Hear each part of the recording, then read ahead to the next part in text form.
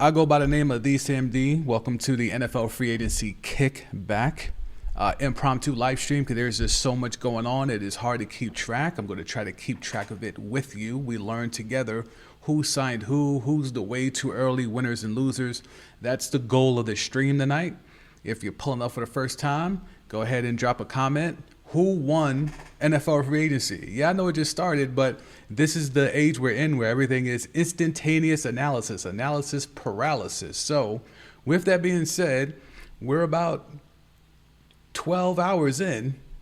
Who won free agency? I mean, we could even go back to yesterday, over the weekend. There was trades. Max Crosby, is that going to be the biggest, landmark deal of this whole period? Max Crosby being able to get to the Ravens, who, if you look at how they've built their defenses in the past, they have had top caliber talent at every level. They've had Hall of Fame talent at every level. When the Ravens defense is one of them, it's when they have top tier talent at every single level. And while we could look at Roquan Smith in the linebacking core, and we could look at Kyle Hamilton in the secondary, the defensive line was an area that for me was lacking when it comes to, do they have a dude on the D line? Now with Max Crosby, they definitely have a dude on that D line. So are the Ravens now? Obviously the Ravens are better. The question is, how much better are the Ravens right now than they were before this weekend? Is that enough to supplant the issues that we know and the deficiencies that they know they have offensively? And that's not a Lamar Jackson thing. That's an offensive system that is built without a primary number one wide receiver and expecting your future Hall of Fame quarterback, your multiple-time MVP quarterback, to literally carry the entire 53-man roster on his shoulders week to week. Does bringing in Max Crosby offset the deficiencies that the offense has shown itself to have? Todd Monken out, Harbaugh out, new regime, new energy, new blood, allegedly, in Baltimore. Is that enough? Is that enough? To me, I still need to see more on the offensive side of the ball. I need to see way more. They're losing some pieces on the O-line. There's some things that the Ravens still need to do. The Ravens should not be done. You can't rest on the fact that, well, we got Max Crosby. That should be enough. No, that should and is not enough for the Baltimore Ravens. If I'm Lamar Jackson, I am imploring them even more to go out there and do more, especially on the offensive side of the ball. And the names that I'm hearing in terms of who they want to bring in, I'm not liking these names. These are retreads. This has been the MO with the Ravens during this whole Lamar tenure.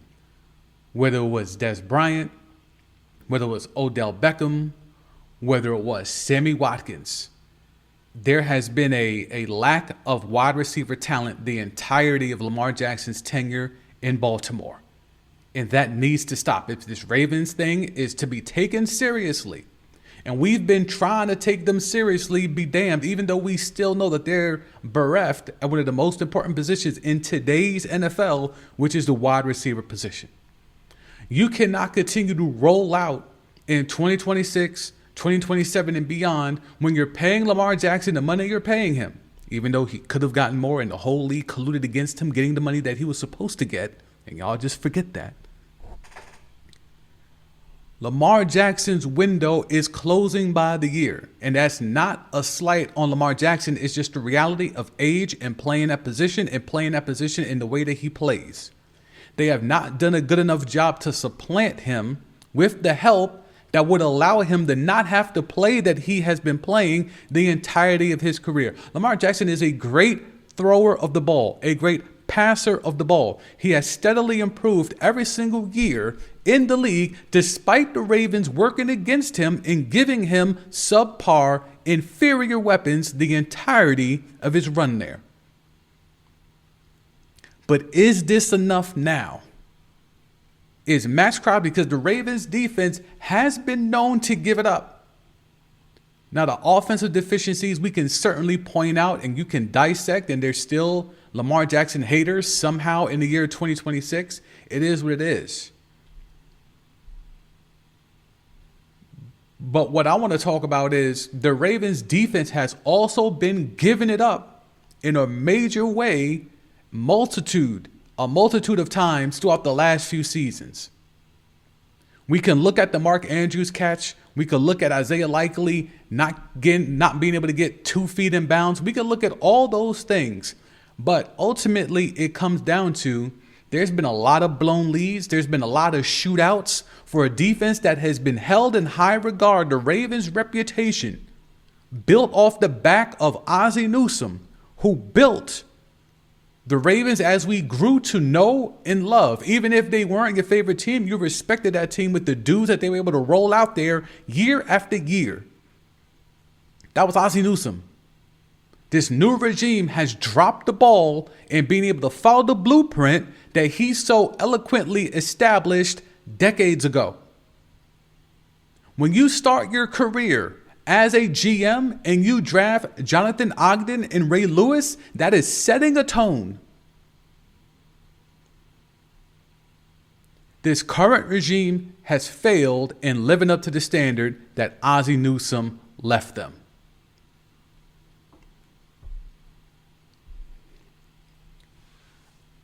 Who are the big winners? Who are the biggest losers? You let me know. Because there's a lot we could get into. There's a lot of deals. Certainly the latest, and we'll go through Mike Evans leaving the Tampa Bay Buccaneers. Lifelong Buck on the move. Let's go ahead and go to the screen. Let's see. We want to be over here. So Mike Evans is gone from the Buccaneers. Now, he signs a 3-year deal with the 49ers. Now, that's a big name that has been signed. And I think, unfortunately, with the way free agency has gone, and this is not just an NFL thing, this is an NBA thing, and even other sports, MLB and NHL, we get the headlines are created just because of a name. But which of these moves are actually impactful? Is Mike Evans going to the 49ers an impactful move? If whatever is left of Mike Evans shows up in San Francisco, is that enough? Still a physical presence, is a guy that can high point it. But he's not taking the top off the defense, not as often as he used to because he's old. He's an older player.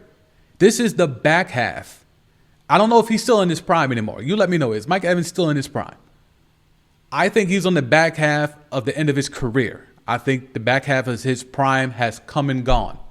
He's hanging on. Now with this system, this Shanahan system that creates space, that routes people open who have moved on to other places and haven't really put up similar production once they leave the Shanahan system. Is Mike Evans a difference maker at this point in his career? We're not thinking of years ago. We're not thinking of 3, 4, 5, 6 years ago. Entering 2026, heading into, if the 49ers are fortunate enough, deep into early parts of 2027, is Mike Evans enough? He's a number 1 wide receiver in name right now, but is he still a number 1 wide receiver in ability? Is Mike Evans still getting doubled in 2026? Because that's when you're still a number 1 wide receiver, when you're getting doubled. Is Mike Evans still getting doubled? Are we still bracketing coverage to Mike Evans in 2026? And while he's a Hall of Famer and he has the right to go wherever he wants, are we looking past something where we're just focusing on the name of Mike Evans instead of, well, how much does Mike Evans have left? He's 32 years old. It's a 3-year deal. It can make him up to 60 mil. So people are going to run with that and say he's getting 20 mil a year when that's not the case because we know the NFL is funny money with these contracts. But as you see here, Schefter is already saying Mike Evans' decision to leave Tampa was never about money. So is it that he's just trying to get one more ring on the way out? He got the ring with Brady. Is he trying to get another ring on the way out? If you're Brock Purdy, you're ecstatic. If you're Kyle Shanahan, you're ecstatic. If you're Seattle, who has had a lot of defections on both sides of the ball, and we'll get to them in a bit, Are you concerned that Mike Evans is now in your division? You got to play him twice a year. Were the 49ers actually a Mike Evans away from winning a Lombardi last year? I don't know if that's the case. I do not know.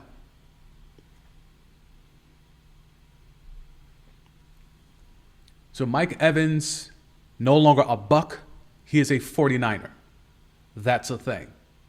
Max Crosby, no longer a Raider. He's a Raven. Certainly a thing.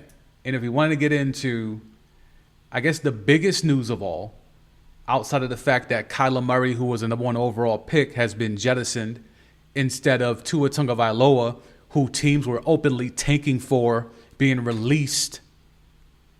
The biggest story is that the Super Bowl MVP bounced.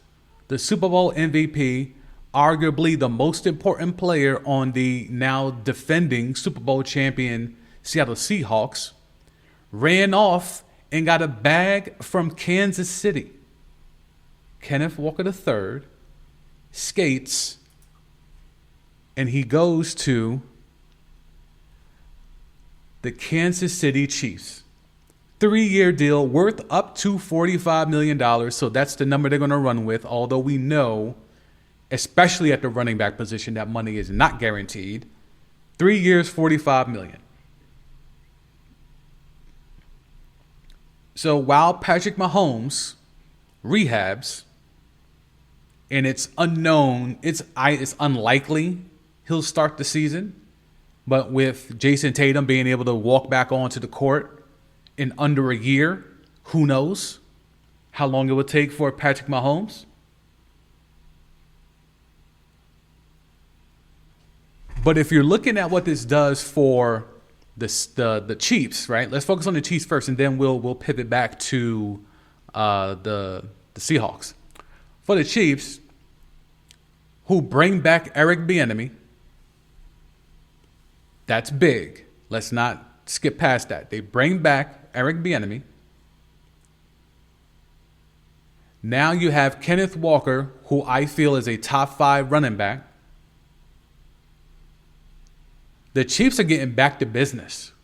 Now, they still need a wide receiver. We don't know what they're going to do. Maybe the whole thing of Tyreek Hill flirting, maybe that becomes a reality. Who knows? But I think if you're a receiver, like I know Rashid Shaheed got a bag, but I would have been really curious about that Kansas City phone call if there ever was one. Because the thing that the Chiefs need is someone who could take the top off. They have a bunch of possession receivers.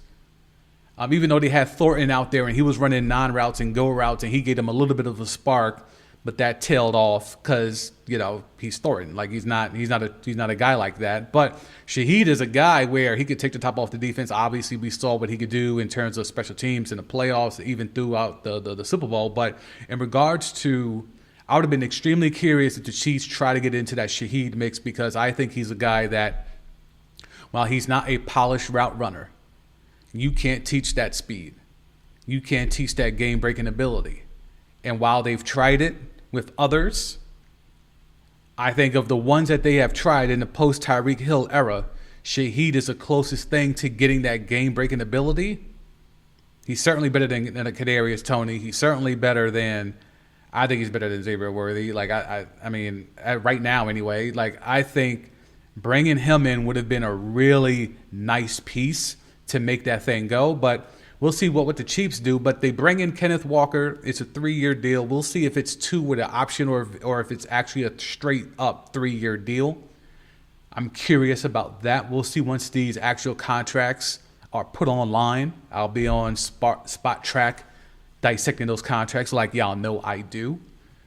But I'm really curious as to how this goes. I'm really curious in terms of where this goes with the Kansas City Chiefs with Kenneth Walker, because Kenneth Walker, I think, is a dual-purpose back. He's a good running back. He can catch it out the backfield, and that's something that is a dynamic need at that position for that team. That team needs playmakers. They keep getting guys, and the running back position has been devalued. The running back position has been attacked. The running back position has been put under fire. Yet you have a team that thinks they're a Super Bowl contender every single year because of that quarterback and that coach, but more so that quarterback. And they're deciding to stop doing the whole thing of drafting seventh round running backs and trying to make it work and the system will get them open. No. We need to go get a dude. So just like the Eagles a couple of years ago went out there and got a dude in Saquon Barkley and got a Lombardi. The Chiefs are trying to do the same thing. Enough with this piecemealing the running back position. Give me a guy who is legitimately good and good at a high level. Put that with my star QB. Put that with my system that gets people open. And now let me cook up. Enough with the piecemealing and trying to do it like, you're going to Dollar Tree trying to get shit for the low. No. I'm going to pay for quality. And you're still getting it at a diminished rate because of the evaluation of the position overall. But at least they're paying good money for a really good, high quality running back.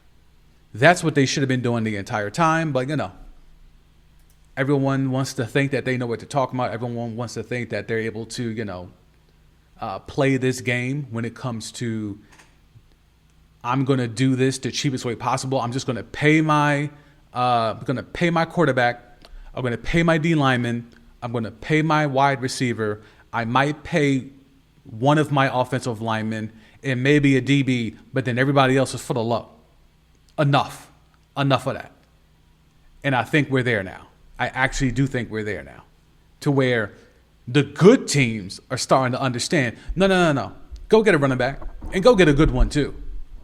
Ravens went and got Derrick Henry. Eagles went and got Saquon.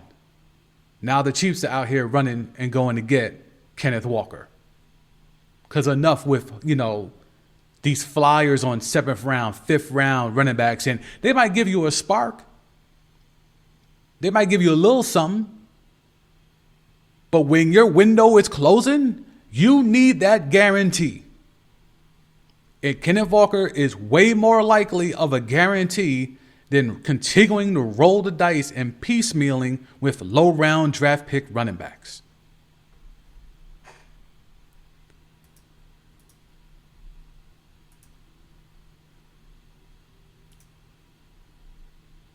The Tua Tagovailoa situation, I think, is extremely interesting. It wasn't that long ago teams were tanking for Tua. It wasn't that long ago that Tua was running off Jalen Hurts. It wasn't that long ago that the Miami Dolphins dropped 70 points on the Denver Broncos, and we all thought their offense was going to be a machine. That was just 2 seasons ago. The Dolphins put up 70 in a regular season game, and it looked easy. And now the coach is gone. Tyreek Hill is gone. And now Tua Tagovailoa is gone. That needs a doc. How do you go from 70 2 seasons ago to where they're doing a rebuild in about 18 months? You just put up 70. Anywho, Malik Willis is now the Miami Dolphins starting quarterback. He gets $67.5 million. They have this whole ex-Green Bay lineage thing going on in Miami now where the GM and the head coach were with Willis in Green Bay. So they're just running it back, running the Green Bay thing in South Beach. So the Dolphins land Malik Willis. He gets a 3-year, $67.5 million deal with 45 of that $65.5 million fully guaranteed. Joe Milton, you good? If I'm Joe Milton, I'm tight. Somebody give me a chance so then I could run it up and cash out one time like Malik Willis. And I have faith that Malik Willis can do a competent job. It doesn't take a lot. We have over-pressurized the position of quarterback. We have put so much heavy expectation on the quarterback position. They gave Tua a bag. Tua came out there talking about show me the money in the press conference. He was gloating. He was throwing the Bible at us every chance he got. He was throwing us his family values at us every chance he got. He was Samoan Tebow. Tua Tagovailoa was out here on some Hawaiian Samoan Tebow shit, and he was really thinking he was going to turn himself into a star because he was bred to be one. Tua Tagovailoa's whole existence was to become a star quarterback. And he certainly got there in college. He became a phenomenon. And then teams were openly tanking for him. And then he gets to Miami. And it wasn't good with Brian Flores. Yet y'all let the media influence y'all to blame Brian Flores. That it was Brian Flores' fault. Now, while I'm not saying Brian Flores was perfect, I think Brian Flores has seen enough to like, oh yeah, no, he's not the guy. And he just wasn't afraid to say it. But be that as it may, ownership, the front office, they sided with Tua over Flores. Flores out. Now, Tua didn't necessarily have a say in Mike McDaniels getting hired, but it was certainly, he was part of the process. So, of course, the offensive guru, someone who we thought was going to be another boy genius, another McVay, another Shanahan, because he's coming from that tree, he comes in. He was supposed to be the guy. He was going to bring the running game with him from San Francisco. He was going to bring the energy, bring the spirit, bring the fervor, young, youthful, wearing capris on the sideline. He's wearing J's to press conferences. He's black, but he doesn't look black. It was a whole thing. The McDaniel experience was wild. But then you start to navigate, okay, what does this system look like? Well, the system's predicated on the running game. Well, the Dolphins had no running backs. They went out there and got Mostert, who's a track guy, a burner, and it looked good. Again, that 1 year where he dropped 70, Mostert had 20 touchdowns or something close to that. It looked good when it worked, but it was only predicated on the play has to work perfectly. The snap has to be good. Tua has to see his first read. The offensive line has to hold up. Everything, the success of the McDaniel scheme was heavily predicated on everything has to work, and Tua has to be able to get to his first read. And teams started noticing that. After that 70 burger, that film started circulating. We need to dissect this. We need to break this down.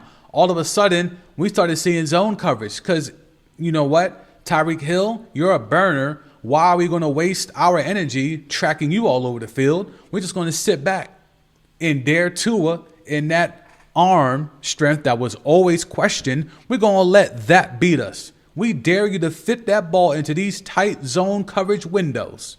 And he couldn't.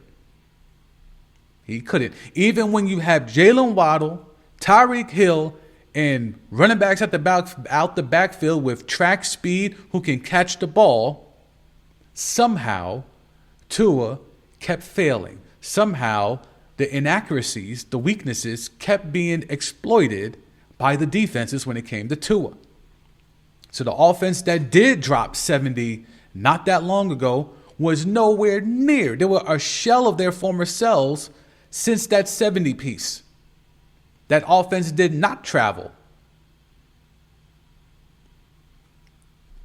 So, a quarterback that teams were openly tanking for was jettisoned.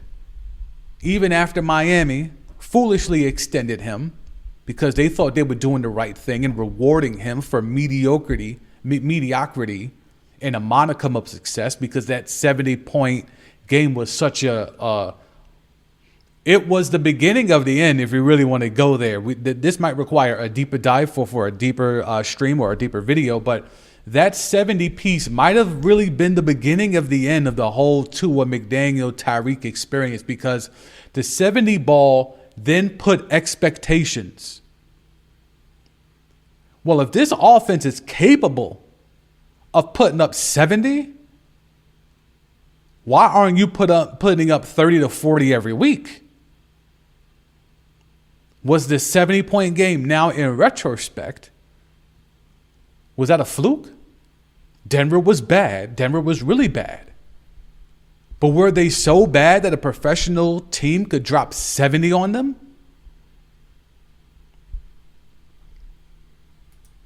We got to question that now. We have to question that.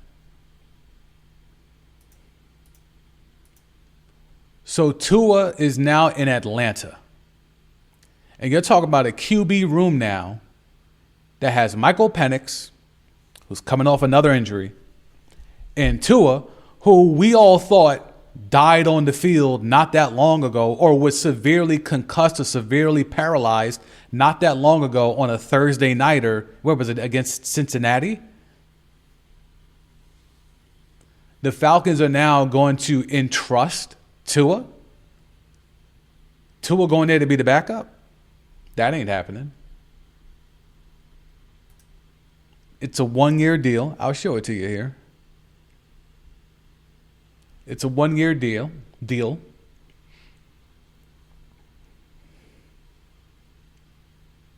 I mean, the plan is Penix should be ready for the season. So if you're going to do a QB competition between Michael Penix and Tua Tagovailoa, who's going to be locked in on that during preseason? If you're Drake London, what are your thoughts? And I know Stefanski, he's a offensive guy, but nothing I saw in Cleveland over the last however long he was there, definitely over half a decade, close to a decade, I didn't see anything that would make me think, okay, the Falcons are a Kevin Stefanski away. That offense is a Kevin Stefanski away.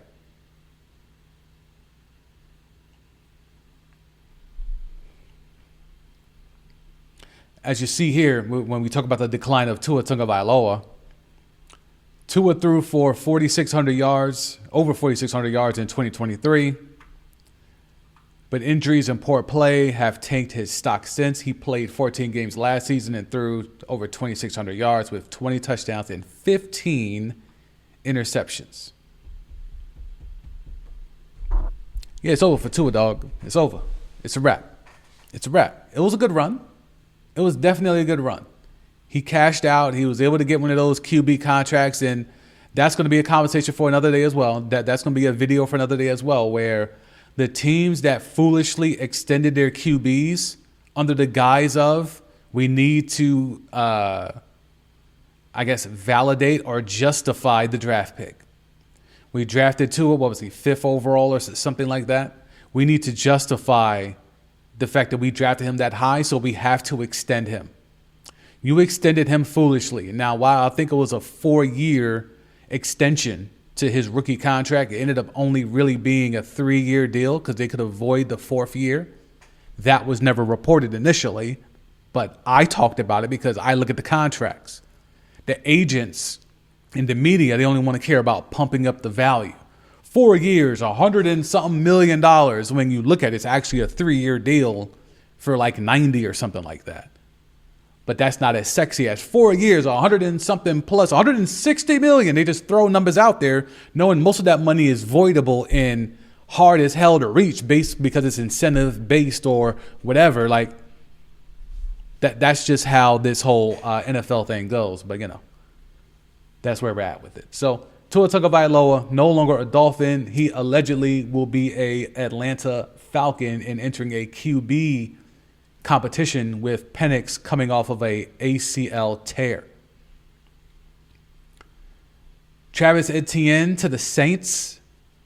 That now brings Alvin Kamara's tenure in question. Is there a team that's a contender that is a Alvin Kamara away from hoisting a Lombardi? If you're the Chiefs, I know you signed Kenneth Walker, but if you knew Etienne was going to go to the Saints, making Calvin Kamara potentially expendable, would you reconsider? If Andy Reid and the Brain Trust had a do-over, if Andy Reid and the Brain Trust in Kansas City had a do-over, and you now know, you are granted the information that, hey, Etienne goes to the Saints, that opens up potential movement on Kamara. You want Kenneth Walker for the next 3 years? Or Alvin Kamara, who I think is coming up on his contract, right? Let's see.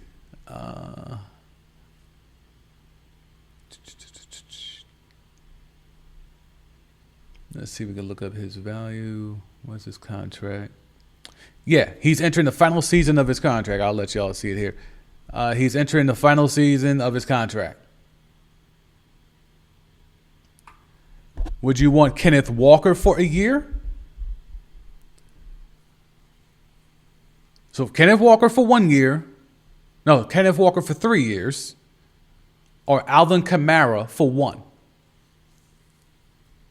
Now, unfortunately, the Mahomes injury probably plays into this. Because if you're telling me Mahomes is coming back, and he's coming back rather early in the year, Kamara for 1 year for the low, it's only a cap hit of $10.5 million according to this article. I mean, Kenneth Walker did just win Super Bowl MVP and all that, but he ain't no Alvin Kamara. Alvin Kamara is still top 5. Kenneth Walker is top 5 too, but he's 5. He's 5. Alvin Kamara is not 5. Even though the production, you can say the production's dropped off, but that Saints team has been horrible for at least the last 3 seasons. So I don't put that on him. I put that on the organization. You put Alvin Kamara with a QB like Mahomes, with a OC in Eric Bieniemy, with a coach like Andy Reid, I think all of a sudden we would see a very young, spry-looking Alvin Kamara. And for the Saints, I understand why you do it. Etienne's a cheaper. He's going to cost you less in the long run than Kamara going forward. Kamara's going to want his lick because of what he's given to that organization, what he's given to that fan base, and the fact that he has stayed through there and has still been productive, even though, this man was at a high level with Drew Brees, and then you go from that to the likes of Derek Carr, Spencer Rattler, Tyler Scoe. He's going to want a bag to re-up with Nolan. So I understand Nola going out there and saying, you know what, let's go get Etienne. He's hometown anyway, so he might cut us a little slack. Let's see, what bread did Etienne sign for? Did he get him a little home team discount just so he could be home? $52 million, but how many of that is guaranteed? I'll let y'all see it here. Let's go this side now. Kamara, allegedly on the way out. Etienne gets 4 years, $52 million. How much of that is guaranteed? That's the only number I care about. $52 million is the funny money. I would hope for his sake it's at least in the 30s. There's nothing. I mean, it should be, if I'm him, it should be in the 40s because that means you're at least getting $10 million a year. But because it's the running back position, because he was clearly wanting to go home, and because he's from Louisiana, he probably is giving him a discount on the guaranteed bread to make that contract cap friendly, especially while it's still carrying Kamara's bread. I'm surprised. Let me look this up. Let me see here. Try to look this up. If I could find the bread. Let me find the bread for see if anyone else actually has the reported bread for Travis Etienne. Who wants Brian Thomas Jr., by the way? Brian Thomas Jr. is allegedly on the block. The New York football teams are lining up, allegedly. If I am Brian Thomas, I want no parts of that. Neither system. The thought of Brian Thomas and Malik Neighbors does sound fun, but then you got Jackson Dart. And that to me is not fun. And then you have Harbaugh there trying to act like he now all of a sudden is some guru on offense when that's the last thing the ball. So the dude who went through multiple coordinators, Greg Roman, Munkin, and the offense was still at times anemic. Now all of a sudden, Harbaugh is supposed to be one of those guys you can trust from the offensive perspective. Based off of what? I mean, I'm trying to look up Etienne's contract. Travis Etienne contract.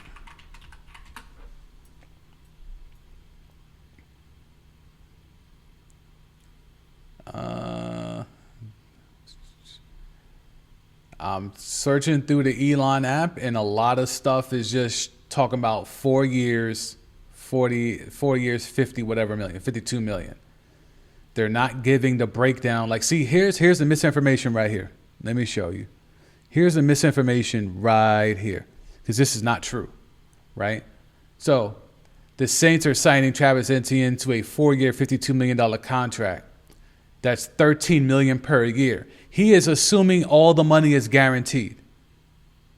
That's misinformation. This contract is not going to be fully guaranteed. If Travis Etienne is able to get fully guaranteed money as a running back in 2026, that would shake the market. If he got 52 mil straight up guaranteed, one, I think that would have been leaked in all this press release stuff. Like, the Saints are signing Travis Etienne. Like, if this was fully guaranteed, it would have more headlines than this. Let's see. Is Schefter giving any more deals or any more tea on these deals? Devin Lloyd to the Panthers. Panthers are signing a lot of players. They're trying to fortify. They think they got something.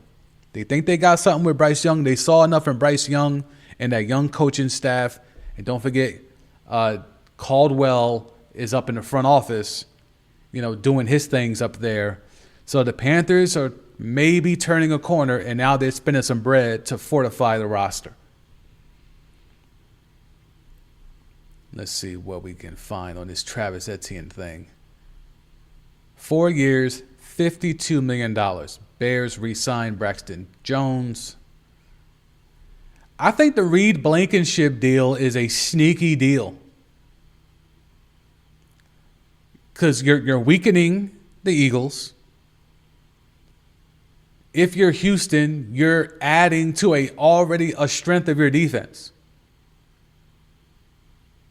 You're strengthening your back four even more with Reed Blankenship. He's going to be a real weapon in what DeMarco Ryans is trying to do.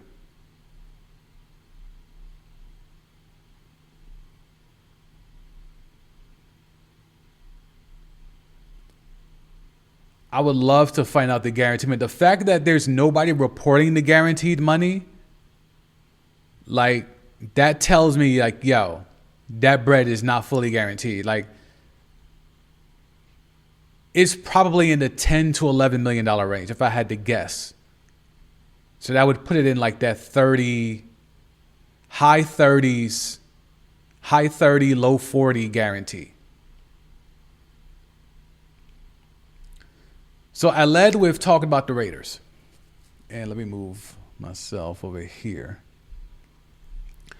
I led with this stream talking about the Raiders. The Raiders are jumping out there. They made the move of getting Max Crosby out of there. They knew they weren't going to retain his rights. He no longer wanted to be there, and they no longer wanted to pay him. Now they went out there and they take the Ravens center in Linderbaum, 3 years, $81 million. Quay Walker, Nakobe Dean, Jalen Naylor. Like, these are names, but some of these are actually really good players. Like, having Quay Walker and Nakobe Dean potentially could be a really good linebacking core. Linderbaum is a established, high-level, Pro Bowl quality center.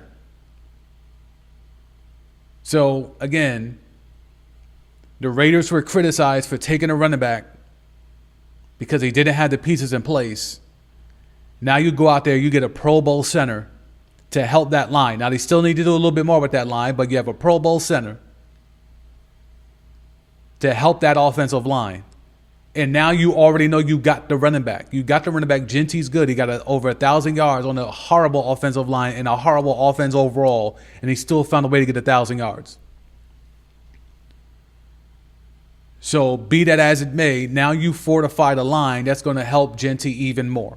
And you're going to be able to maximize the production of Genty while you have him on a rookie deal that's fully guaranteed.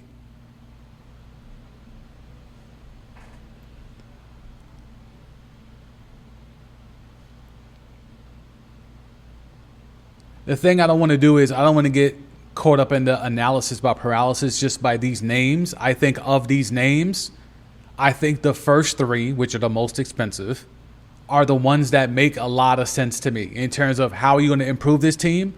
I think you improve this team by filling roles of holes where you know once you get it, it's a set it and forget it thing. Getting Linderbaum is a set it and forget it. For the next 3 years, we're going to get high quality play on an offensive line, something that was sorely needed this past year. You go get Quay and Nakobe Dean, those guys on paper, preface that, on paper, should be causing havoc for the next 3 years. Jalen Naylor, I'm not too crazy on that. I could have, done without that, to be quite honest. I could have done without Jalen Naylor. But somebody got to catch the ball.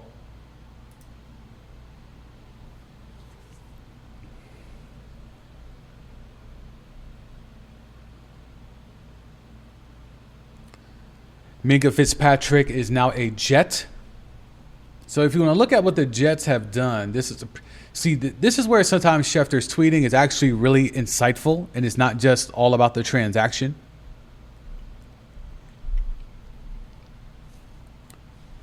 The Jets GM has now completed 9 player trades in over a year on the job.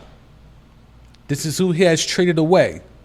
Sauce Gardner, Quinnen Williams, Jermaine Johnson, Michael Carter II, a 6th rounder, and 4 7th-round picks. For all of that, he has gotten back Minkah Fitzpatrick, Tavondre Sweat, Jawan Briggs, Harrison Phillips, A.D. Mitchell, John Michie, Jarvis Brownlee, Jasir Taylor, Mozzie Smith, 3 first-round picks and 1 second-round pick. Now, those names are not that great, but you land on 3 first-round picks and a second-round pick. Even if only 3 of these dudes pan out of the 1, 2, 3, 4, 5, 6, 7, 8, 9 guys, if 3 of these 9 pan out and you got 3 first-rounders and a second-rounder, that's a win. Because it's not like you were winning with Sauce. It's not like you were winning big-time football games with Quinnen Williams. So if you ain't winning with them, then why retain them and keep paying them? So you get out from underneath that and you flip them and you're able to get multiple first-round picks and even a second-round pick. And then you have some players and maybe a couple of them pan out. But the main thing is you drafted Sauce high in the first round, you get a first-rounder back. Quinnen Williams, you drafted high in the first round and it hit, and you get multiple first-rounders back and a second-round pick within that mix. If you're trying to rebuild, that is how you rebuild. Yes, you have high-level talent on that roster, but if you're already a laughingstock franchise, if you're already a poverty franchise with Sauce Gardner, if you're already a poverty franchise with Quinnen Williams, why retain them? They're not helping you, or you're so inept, their skills are being wasted. So, yeah, trade high. Try to get some ROI.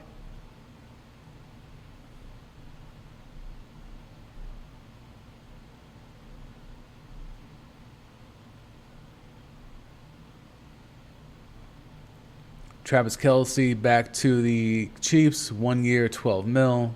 That could be upwards of 15 based off. See, here's the thing. We're getting all this stuff about $12 million deal with a max value of 15. But when it comes to Travis Etienne, 4 years, 52. For a running back? In this economy? How, Sway? Show me that funny money. I want to see it. Does Spot Track have it?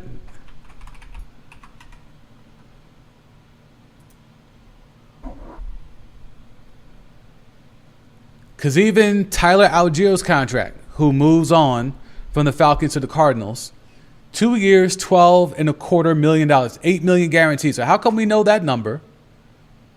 All right, but maybe Spot Track has it already. Let's see. Do they have Etienne's contract yet? Because look at all these contracts. None of them are guaranteed. Allgeier's 12. He signs for 2. For 12.25, $8 million of it guaranteed. Tonga, 3 years, $21 million, 14 of it guaranteed.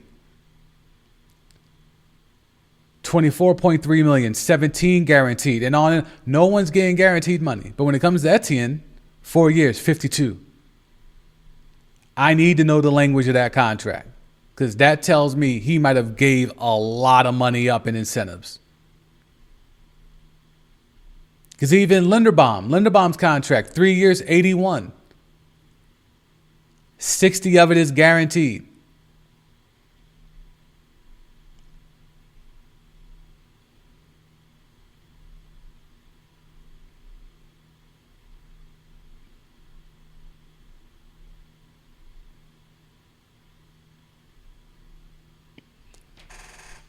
We also talked earlier on in this stream about the Ravens, what they need to do. And they go out there and they get a Max Crosby, but they've also lost Linderbaum. They've lost Isaiah Likely, which was, pun intended, likely once they gave Mark Andrews an extension. They lost their blocking tight end in Kohler. And they even lost a punter. But they got Max Crosby. Again, I'll spin the block. Is Max Crosby enough for the Ravens? When you're losing Likely, you're losing Linderbaum, I can't trust that front office to go out there and get someone worth a damn at the wide receiver position. I don't know if they can replace Linderbaum. They have quite possibly the worst right guard in all of football. I don't know if the Ravens are better today because they got Max Crosby. Max Crosby in, that's a win. But Linderbaum out, Isaiah Likely out, Kohler out, and even to a significantly lesser extent, the punter is out, and they all ran off and got a bag elsewhere. That's where, to me, it's a little bit of a dicey thing to just assume, well, we got Max Crosby, we're fine. No, you are far from fine. If you're a Baltimore Raven fan, you know that team, that roster is far from fine. If you're Lamar Jackson, you know that team is far from fine. Todd Monken sold the Ravens and Harbaugh in the front office on a mystical, magical, revolutionary 2 tight end set. I have an offense that is built around 2 tight ends. We're going to revolutionize football, and we're going to ignore the fact that Gronk and Aaron Hernandez existed 15 years ago. But Monken was going to walk in and revolutionize the sport, a sport that is built on more and more teams having multiple top-tier wide receivers and pass-catching running backs. No. I'm going to do it with double tight end sets. Isaiah Likely was supposed to be the key piece in that. They already had Mark Andrews. But now we're going to unleash Isaiah Likely. And it just never happened. It absolutely just never happened.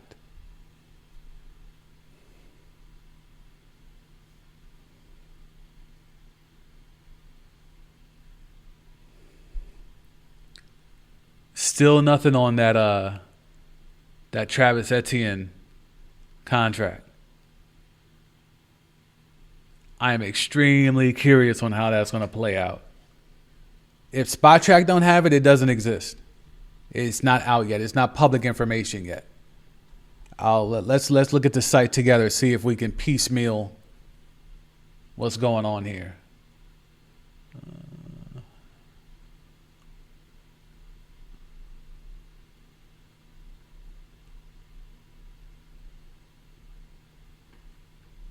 Let's go to NFL free agents.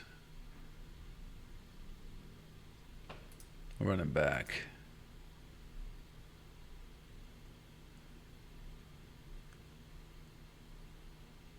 All right, so as of right now, SpotTrack has Travis Etienne at 4 years, $52 million value, which is an adjusted average of 13 mil. Total guarantee, it says 0. Now, this could just be because the terms haven't been announced yet. Because it's the same thing for Rico Dowdle. Although we don't even have his money. We just have that he's agreed to sign with the Steelers. Travis Etienne to the Saints, 13 mil a year, 0 guaranteed because they haven't announced how much the guarantees actually are. They might not even have that established yet.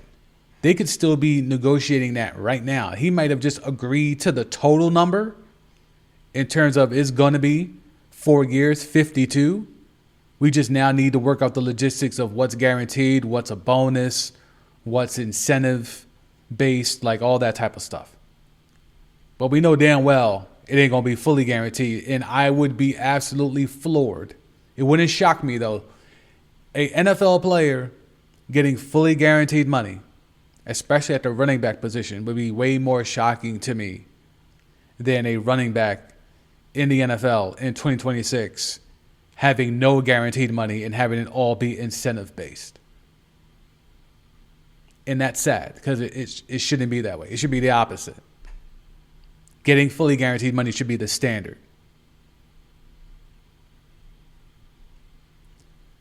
All right, let's see. What else we got?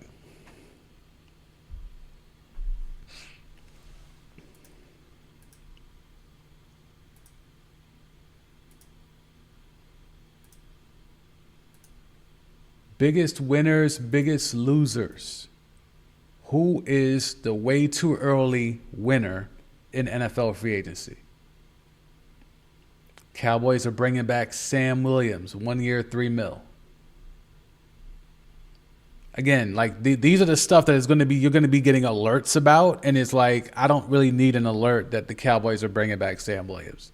I don't even think Cowboy fans want to see that alert, to be quite honest.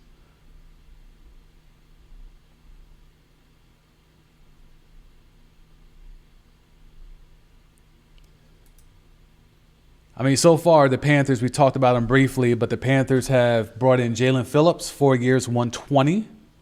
So fortifying the D-line. And then they went and spun the block and got Devin Lloyd. So spun the block on defense and you go fortify. So again, you're attacking 2 of the 3 levels. We're going to enhance the front line with Jalen Phillips. And then we're going to advance the next line, the linebacking core, by getting Devin Lloyd. Still got some work to do in that back 4 and that secondary. They got some young pieces there, but still some things to do there. But I like the fact that they're attacking multiple levels of the defense. We talked about the Raiders. The Raiders fortified the linebacking core, but they just traded away their best defensive lineman. So you're going to do that in the draft? We don't think that. We think you're going to go quarterback in the draft. So if that's the case, how are you going to replace? Not that you can't go 1-for-1 in terms of replacing Max Crosby, but show me you have a plan. Because that linebacking core ain't going to mean a damn thing if your D-line's getting trucked every play. Controlling the line of scrimmage should be more important than enhancing a linebacking core. Those linebackers would have played well off of having Max Crosby continue to cause havoc on the D-line. Now you take away that, you're asking a lot more now of your newly acquired linebackers.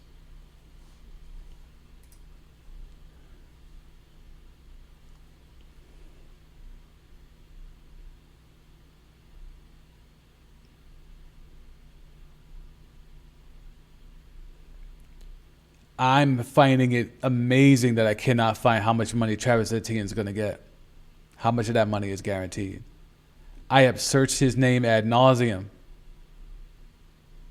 Nada.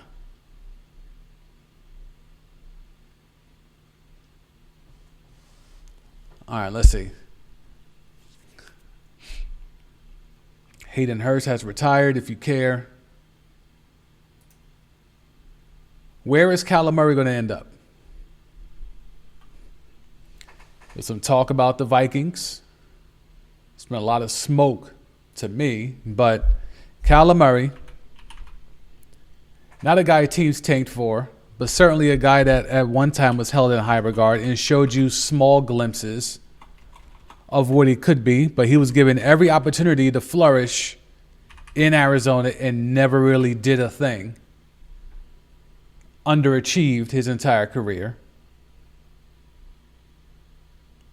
But if you're the Vikings and you got J.J. McCarthy, who people are very down on, and maybe even some of those people are in the Vikings front office, are down on J.J. McCarthy, do you take a flyer on a Kyler Murray?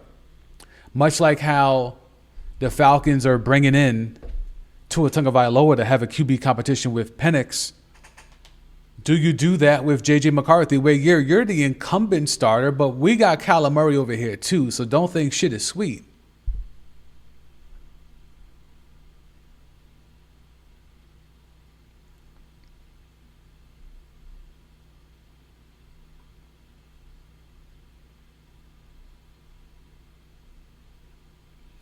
And now we have to kind of look at what the Colts are doing with the fact that the Colts, Zaire Franklin gone. Good luck potting out there. Now you're looking at what are they going to do? They put the tag on Daniel Jones, right? They put the tag on Danny Pennies.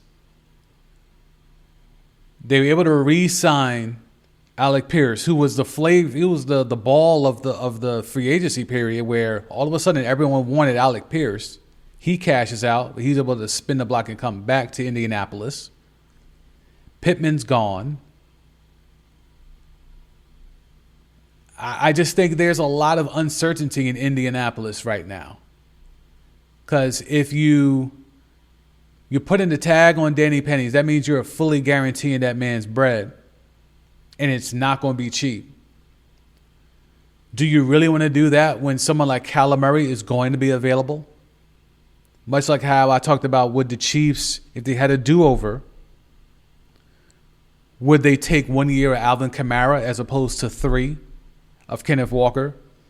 If you're the Colts, if you could take back that tag and you have the notion of Daniel Pennies off of a horrific injury coming back, or Kyler Murray, what would you do? I would do the Kyler Murray piece, and I'm not even that high on Kyler Murray, like at all. But if you're telling me Danny Pennies or Kyler Murray, I'm going Kyler Murray.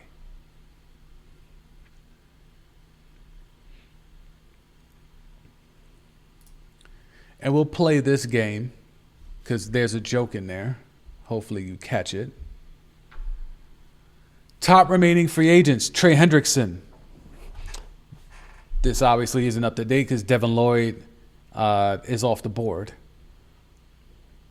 But what does your team need? Romeo Doubs is after Alec Pierce re-signed. Romeo Doubs all of a sudden became a name that was being thrown around all over the place.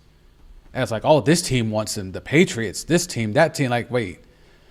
Romeo Doubs is good, but I ain't going crazy for no damn Romeo Doubs.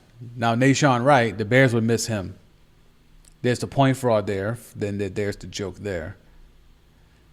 Deebo Samuels, I think the Commandos should spin the block and make sure they retain him. But in terms of these are just names, right? Like, are any of these players truly a difference maker? You could argue Trey Hendrickson. You could argue it.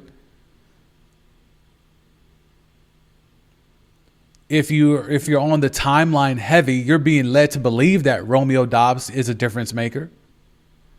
I think Nashawn Wright is probably more of a difference maker than Romeo Doubs. Kyler Murray, if he could ever figure it out, can be a difference maker, but he's got a lot of things working against him, including himself. I don't know. A lot has been made of this free agency period. It has made it into a spectacle. There's people streaming all over the place that are doing things like myself, breaking it down, reacting, whatever the case may be. Are there any real difference makers? Was there a move over the last 48 to 96 hours that has been a difference maker? This is a team shift changing move. Is it Mike Evans to the 49ers? Is it Max Crosby to the Ravens?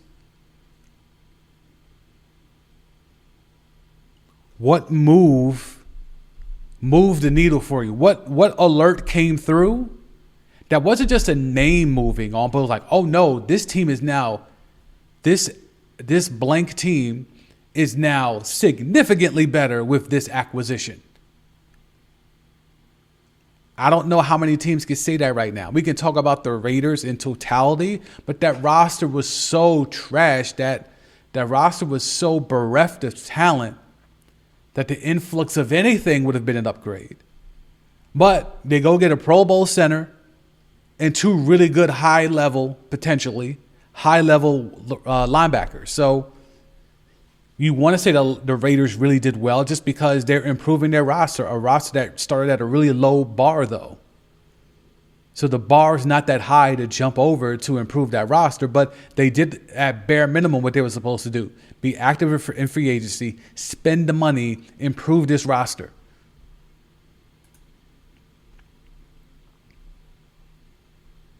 The Panthers, are they the winners?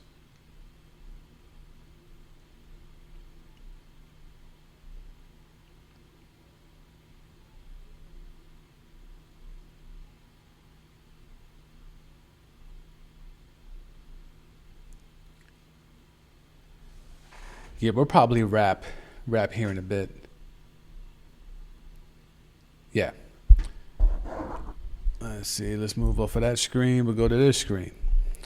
So just wanted to jump on here and give my thoughts. I think with everything going on, it's been incredible to see all these transactions and to see the analysis and the paralysis of the analysis and trying to keep up with where everything is going. And I truly believe we didn't really see that many important moves.